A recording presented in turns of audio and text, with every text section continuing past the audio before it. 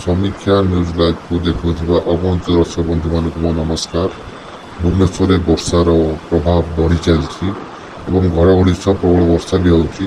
आपन देखिपे प्रबल घड़घड़ी सब वर्षा होची एवं गाड़ी चलैबार असुविधा भी अनुभव करछंती गाड़ी चालक मैंने एवं बहुत वर्षा देखा मिलूँ। आप देखते भुवनेश्वर सीधा प्रसारण आप देखते वर्षार प्रभाव तो 3-4 दिन हम रही। आज भुवनेश्वर अधिक प्रभाव रही जहाँकि आप देखुते दिन 11 ରୁ 12 बर्षा वर्षा एवं छाड़बार ना नौ ना। आप तो देखिथे न्यूज मध्य आप प्रदर्शन करोचु आप देखु केते वर्षा होची वर्षा छाड़बार ना नौनी सहित घड़घड़ी वर्षा भी हो जोर घड़घड़ी बिजुली एवं सब मारुचे आप देखिपे आप देखु वर्षा बंद हबार ना ही नौ ना।